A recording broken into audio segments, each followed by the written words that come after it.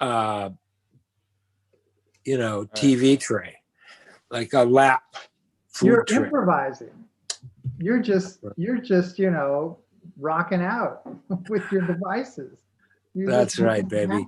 And my wife comes in and says, you got to put that whatever you use up, because if you put it down, it doesn't look good. If you put it below you shooting up, then it shows all your turkey necks and all your creases and crevasses and shit. And I said, okay. Finally took her recommendation. You guys ready? So start letting David, I gotta people ask in. you. Yeah. So I heard the intro music, and I heard it as wait. Let's do this during the thing. We got to let people in, and I think it's a good question. People might be curious. All right, so I will admit our participants. Say hello to everyone. Hello, everyone. Hello. Hi, guys. Hello, welcome. Men and women of the craft. Welcome to Piano Tech Radio Hour.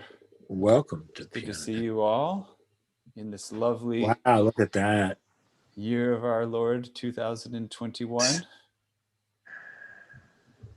We've made it. Time is marching down the road. Right. Just and keeps at the same moving time, on. Time does not exist. Don't even worry about it. Oh. Yesterday is the same as today.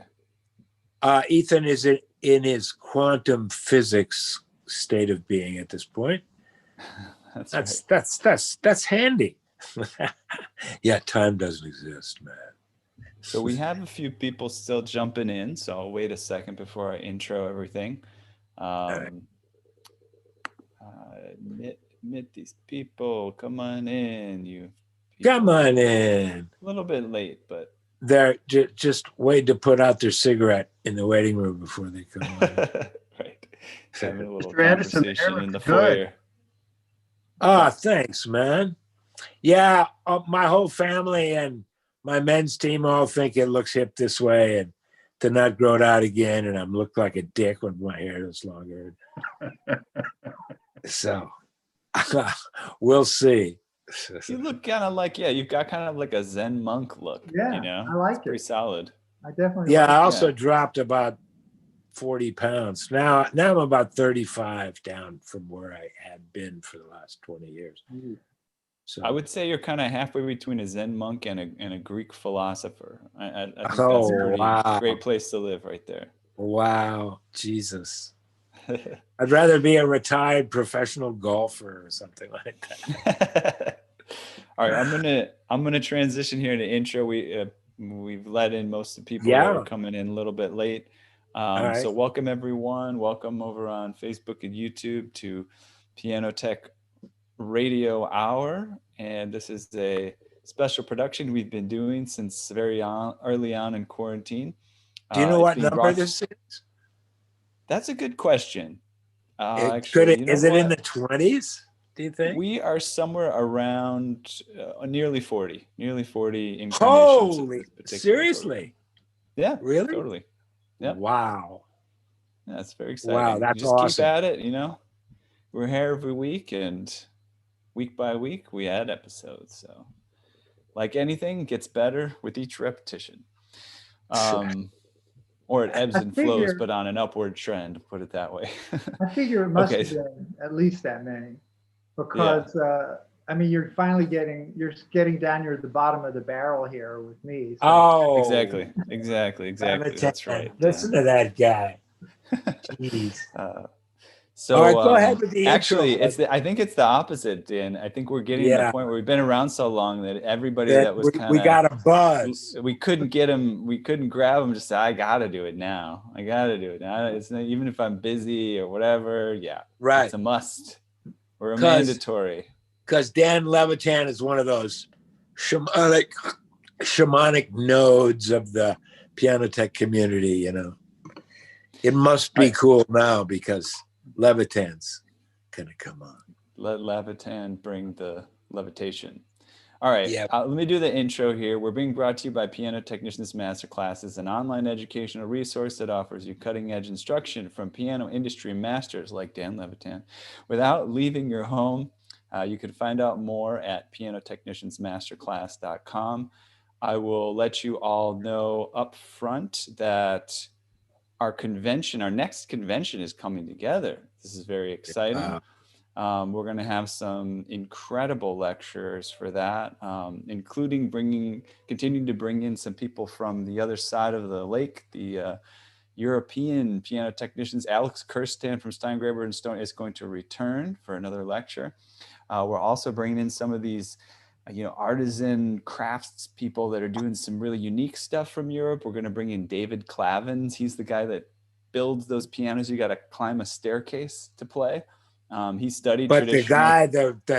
The guy that I'm so excited about coming is Paul McNulty. Yeah, Paul McNulty. Finest period piano builder in the world. This is a kind of an opinionated rant. I'll just take 30 seconds. I've heard period pianos my whole professional life, and I've hated them.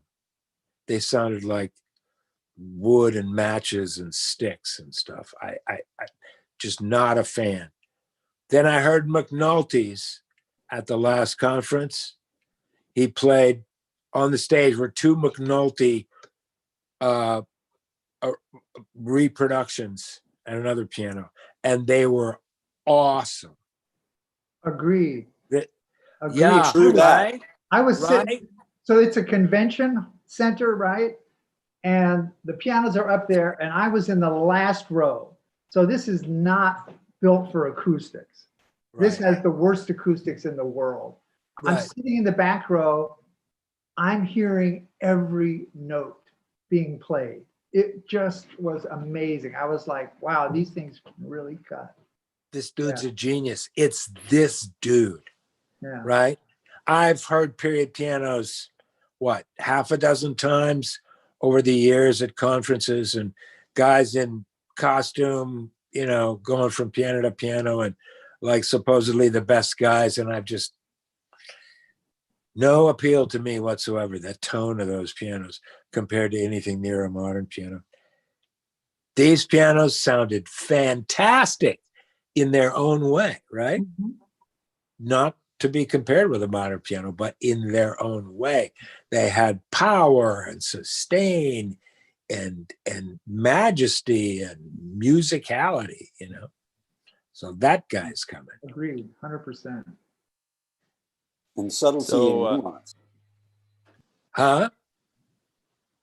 And subtlety and nuance in addition to everything that you said. Absolutely. Keep going. Absolutely. You just keep going. Yeah. That's better. That's How right. you doing, Dan? Good, good. You? Okay, good to see you. What's your backdrop there? It's Green Piru screen. Creek feeding into Pyramid Lake, where I will be tomorrow morning at this time. Okay. Yeah. Very nice. So very exciting stuff. And there's going to be other lectures there, which I'll just save for mentioning another day. But all excellent folks are going to be joining us. But we have here today Dan Levitan. As David Boyce said in the chat, I never met a shamanic node before. Apparently I have met a shamanic node before. I've met Dan before. He's over there in Brooklyn, New York, right where I used to reside. Now I'm in Chicago. He can bring us all kinds of things today. We have some illustrations if we want to go there. He can talk about his tuning lever. He can talk about tuning theory. We can just shoot the breeze. We can take questions and answers. We're just going to play it by ear, whatever you all want from Dan. Dan, did you want to say anything up front to kind of set the tone or introduce yourself, or do you want us to? Not particularly. I did have a question for David, which is go for it. The intro music to what I think of as the podcast, this radio hour. I was hearing it as there'll be some changes made. There'll be some changes made. And I'm like, well, that's an appropriate intro for a a podcast that says it's about the future of the piano. Yeah.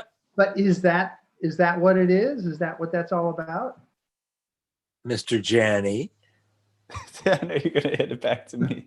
So actually, we're gonna have to research what the actual piece is. So, but we have some information, and we'll come back with it, Wes, because I thought maybe you would know what we use for the intro to the podcast, which we will be adding more episodes soon. We kind of fell off on publishing those because we had a lot of other things on our plate, but it is one of the recordings from David's recordings page on his website. And from an incredible jazz pianist. And it's just the intro. So I don't think that is the cut. Like, I don't think that is the name of the track. Uh-huh. Look on the website. Yeah, we'll look on the website and we'll get back to everyone. It's a standard tune, though. Yes. Yeah. Yeah. I don't think either of us knows off of hand what it is, because it is just the intro. Right. And then the outro, you were asking about that, and Yeah. I think it's Jelly Roll Morton, kind of a royalty-free track that's available. Yeah, But you said you thought maybe track. Yeah, exactly. Beautiful. But you said you thought it might be who did you say? I heard the blind maybe Art Tatum, but you know, Art it's Tatum. like It's Mark Twain. You hear any great quote, and if people say, "Oh, Mark Twain said that," turns out he didn't say half the stuff, but he was so great with that. Everyone says, "Oh, it's got to be him." So it was Mark Twain said it. It was more country ass than Art Tatum. Uh-huh. That's why it was Jelly Roll Morton, because it was more in the blues than in the jazz. You know what I mean? Yeah. But Fleet Fingers. Oh. So Dan, I'll start off with a question to dive into talking to you. Tell us, if we may not look at them, but just give us a little bit more info on those graphics that I do have loaded up, just in case you want to go there. What did you bring along? You know, why did you think they might be fun to talk about? Well, so one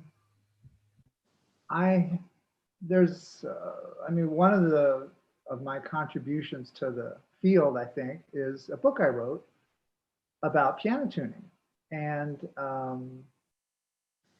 about the piano tuner's ear and the piano tuner's hand. And the section in the ear that I was particularly proud of was the kind of laying out of this concept of interval inharmonicity, which is something that I cooked up myself.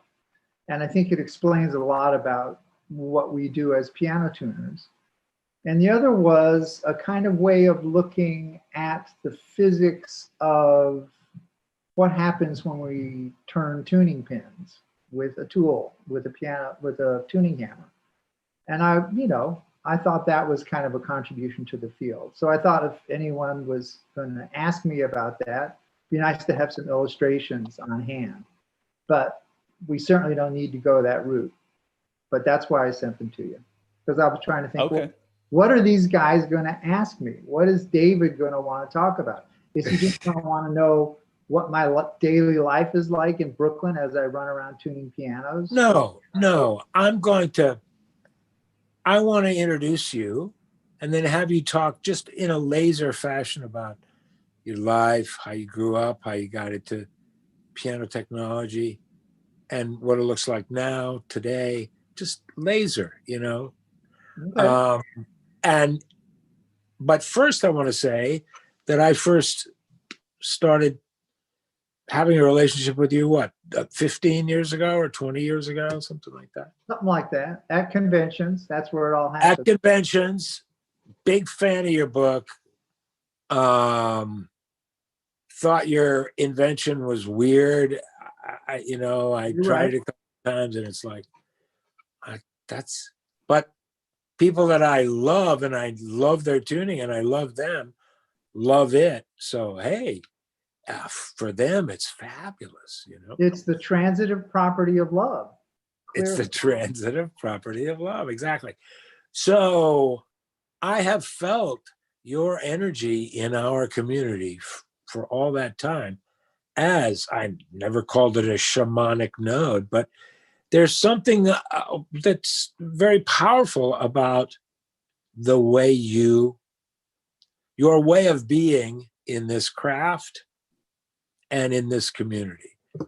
And I wanted to acknowledge that and sing your praises for that, because I think it's really important.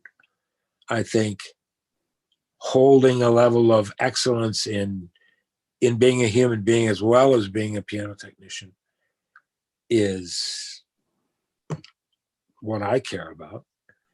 And that's the heart of excellence also, is love,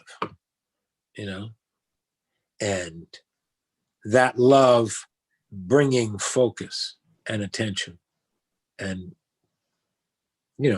clarity and wisdom and all the beautiful things that are here rather than here, and I've admired you about that for a long time. So, ladies and gentlemen, also a fabulous piano tuner, and he sees himself much more as a Vokes person, a man of the people and a man of, humble to fabulous pianos. And I respect that too, a ton. So just we have a lot of questions. I know. Yep. So let him do his laser up till now, and then you can start asking him those questions. Okay. Rock and roll. Well, laser might be hard, but you'll do your best. Yeah. So I was in college studying music. Took a year off to go to North Bennett Street. This was back in '74, and just had a fabulous year. And once I went back to college, graduated, and was tuning pianos. And every time I tuned a piano, I got paid for it. So I kind of kept doing it, and that became my career. And I found a home for myself in this industry, but I kind of feel like a little different from many of the people that I really admire the most in this field. People like you, David, people like many of the people you've had on podcast who are really kind of born craftsmen. I was listening to Dale Irwin's conversation, and he said something that meant a lot to me. He said, I can teach you a lot about what I'm doing and a lot about, my techniques and my tools and my approach, but I can't teach you how to care. That's right. And I was thinking, well, yeah, not only that, but everybody cares about something, but you can't teach somebody what to care about. And I feel like my place in this craft is, in this world where I found a home, is a little bit different from people like that, because they are true craftsmen. What they care about is, and I've seen it over and over, they get to that level because they cannot let a piano go until it is doing absolutely to the maximum that they can get it to do what they want it to do, till they've rebuilt it so that it's just a dream, till they've tuned it so it sings like crazy. You have to have this kind of instinctive caring that you're just not gonna let it go until it's there. That's right. One of my colleagues here in New York, Dan Mansolino, one of the finest technicians I ever knew, he could pull an action in and out of a piano hundreds of times, and it didn't bother him. He was not going to stop doing it until it got to that point. And frankly, I'm not that person. I don't care about the actual physical object of the piano, the actual sound of the piano enough to do that. I'm not impelled that way. And so I knew pretty early on that I wasn't ever going to go that route. I never was attracted by or got into the concert recording world. It wasn't me. And it's interesting, when I first moved to New York, I got a job at a Stropsky piano company. And I thought at that point, they had a shop, and it was one of the premier rebuilding places in the city. Really? And I kept wanting to move myself into the shop, and they kept saying, yeah, go tune pianos on the floor. And hey, we just sold a piano. You go out and tune it. They kept like pushing me out into the field. Wow. And I was like, did you know how to spend tune more it? time in the shop. And somehow they knew this guy is not for that. And they kept sending me out into the field. And it turns out that what I really care about in this field is the ideas. This is what I will never let something go. I will come back to it over and over and over again until it's the way I want it. But it's not a physical thing. It's not a piano. It's an idea. When I was at North Bennett Street, we were tuning. We had this miserable Melody Grand up on the top floor. And that's where you went if you were bad.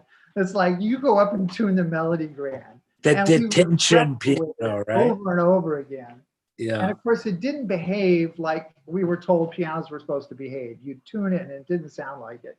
And one day Bill said, and his associate at that time was David Betts. He said, well, Dave or I, if we wanted to and we spent enough time on it, we could probably get a decent temperament on this thing. But what would be the point, right? It's a little spinet, right? So you just do the best you can. And that just bugged me. It's like, there should be a way to understand what's going on in there and master it, so you could actually tune a decent temperament on there, at least know what you were going to get.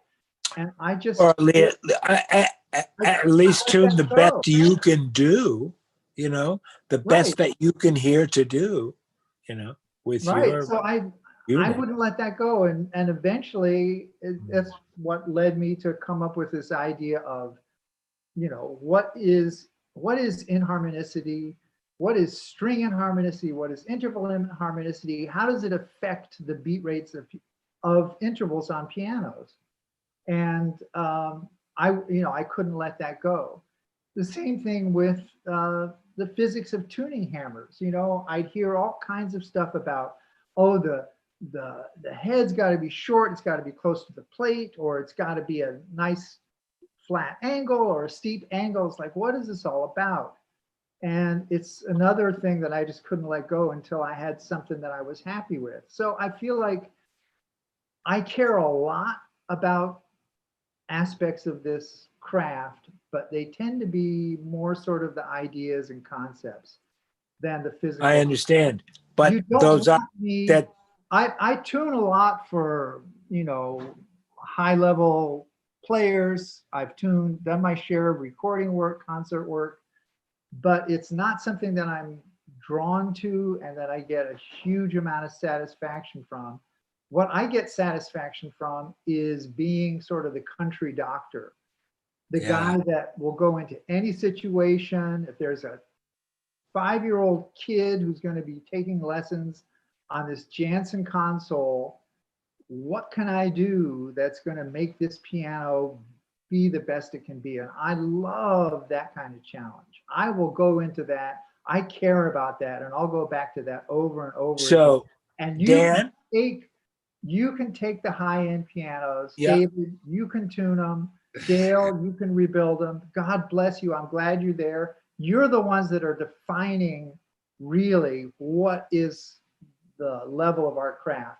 But I feel like there's a place in this world for people like me too. And I feel like I found that place in the world.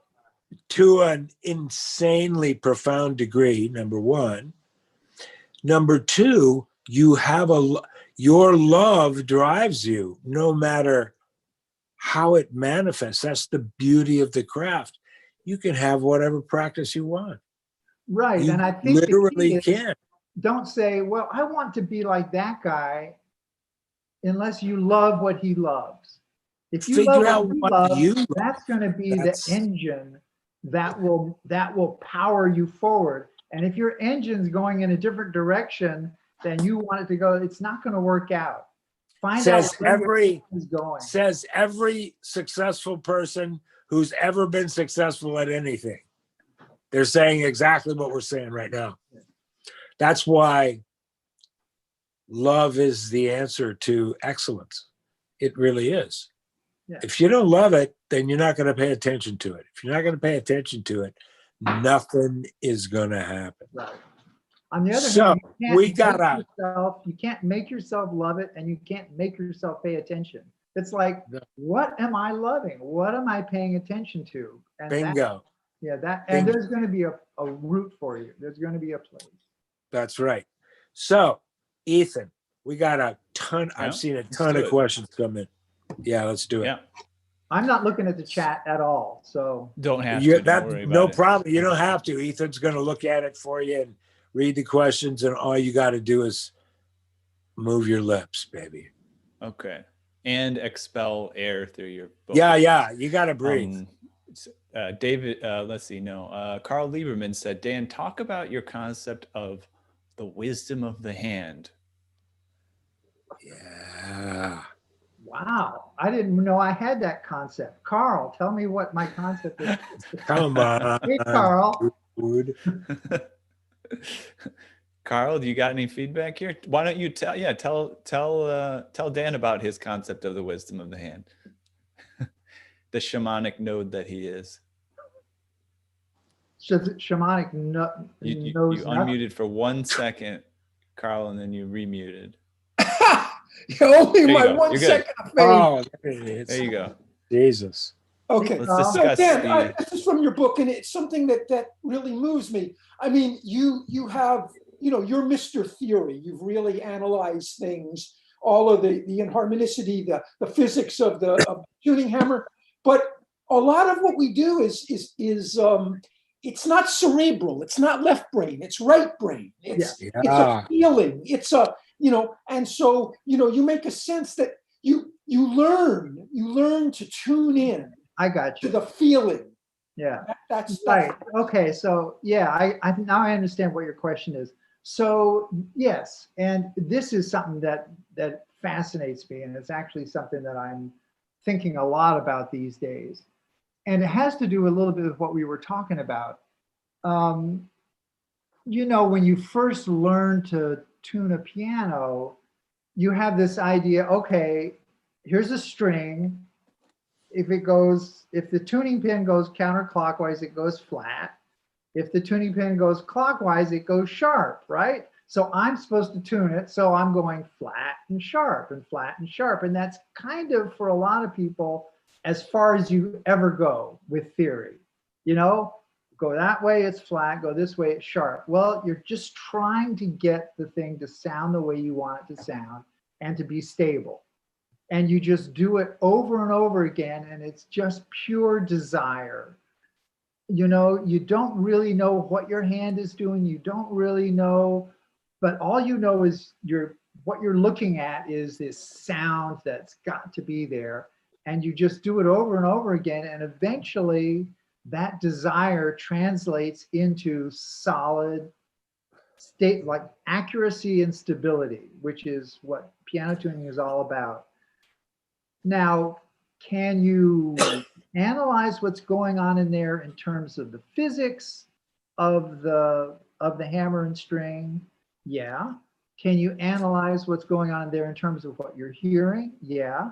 Can you analyze what's going on in terms of what happens when the sound comes in your ear and the feeling comes into your hand, and they go into your central nervous system, and then something comes out at the other end? Yeah. You don't have to know what that is to make that connection. And I think that's what you're talking about. Is what Carl's talking about. The wisdom of the hand. It's kind of this loop this restructuring that goes on in here so that the hand feels, the ear hears, and the hand does, right? Yeah. And that can happen when all you're thinking about is the product.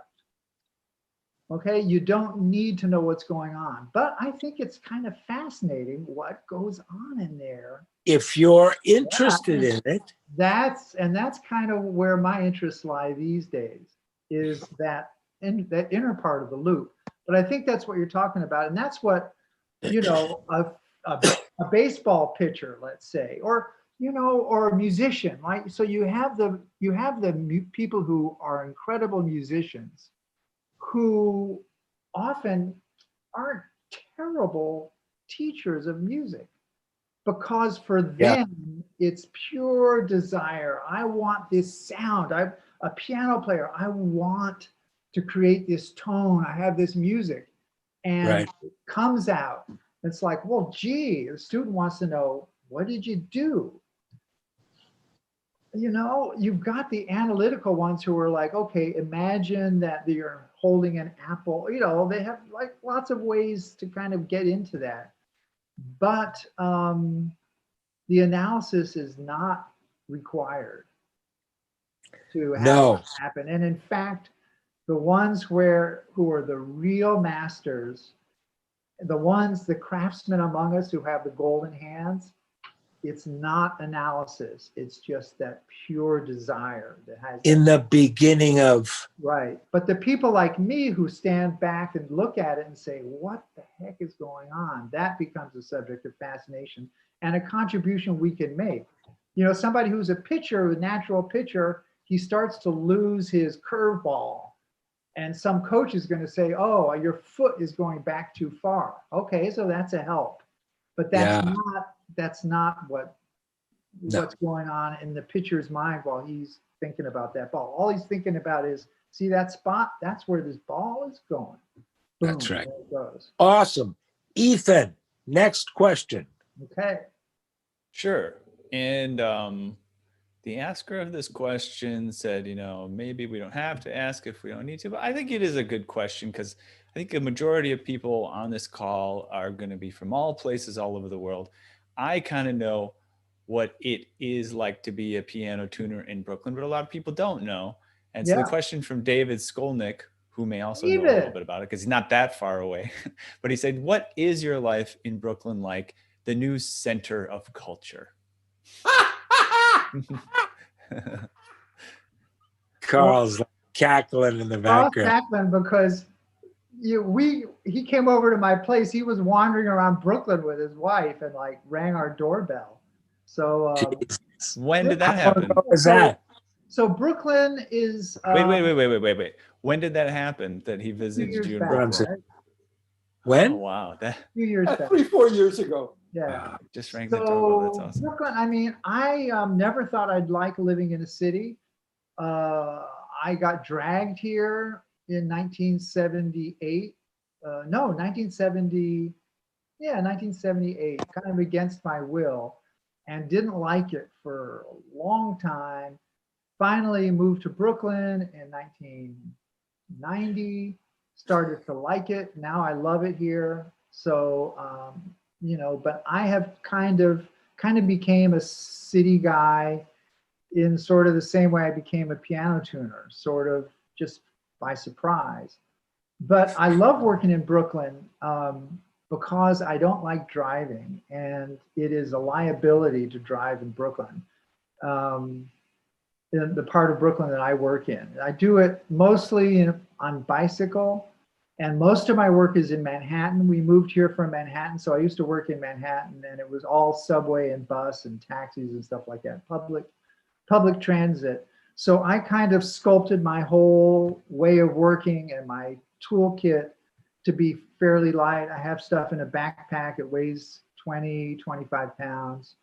And I just tote that around. And I love the challenges of it. I love the clientele. I love the whole thing. But yeah, it's definitely a different experience. When I go to conventions and I talk to my colleagues, Isaac Sadegurski, who's got his van, that's got everything in it. It's like, that is That's so different from the way I work. But Radically you know, different. I've come to terms with it, and I wouldn't change it for the world. I mean, There if you you told me I go. was going to have to relocate to some other place where I'd have to drive, I'd say, well, I'll do something else, you know, because if I can't, Thank you, brother. yeah, if I can't Thank work you. this way, I really don't want to work.